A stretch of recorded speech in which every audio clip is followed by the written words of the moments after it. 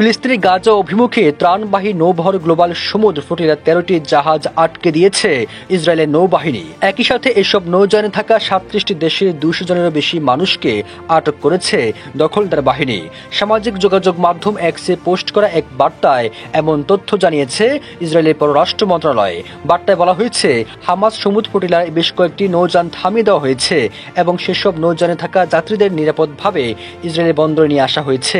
সেখানে রয়েছেন সুইডিশ জলবায়ু আন্দোলন কর্মী গ্রেটা থুনবার্গও। প্রকাশিত একটি ভিডিওতে থুনবার্গকে নৌযান থেকে সরিয়ে নিতে দেখা গেছে। তবে এই ঘটনায় বিশ্বজুড়ে প্রতিবাদের ঝড় উঠেছে। সংবাদ মাধ্যম আল জাজিরার এক প্রতিবেদনে বলা হয়, মালয়েশিয়ার প্রধানমন্ত্রী আনোয়ার ইব্রাহিম ইসরায়েলের এই পদক্ষেপকে ভীতি প্রদর্শন ও জবরদস্তি আখ্যা দিয়েছেন।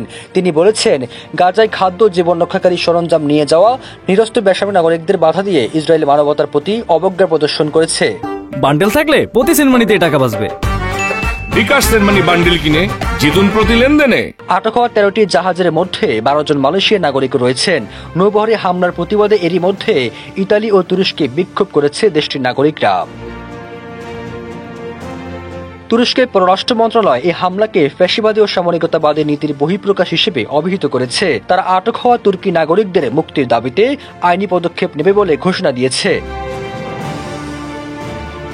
ইউরোপীয় পার্লামেন্টের ফরাসি সদস্য এমা ফুরো বিশ্বব্যাপী ইসরায়েলের বিরুদ্ধে প্রতিবাদ গড়ে তোলার আহ্বান জানিয়েছেন। তিনি বলেছেন, ইসরায়েলকে অবরুদ্ধ করো, গাজার অবরোধ ও গণহত্যা শেষ করো। 2 অক্টোবর রাতে ভূমধ্য সাগরে গাজা থেকে প্রায় 120 কিলোমিটার দূরে অভিযান চালায় ইসরায়েলি সেনারা। আটক হওয়া ব্যক্তিদের এখন ইসরায়েলি আইনি প্রক্রিয়ার মধ্য দিয়ে যেতে হবে। সবুজ আলম, নিউজ ডেস্ক, ইত্তেফাক।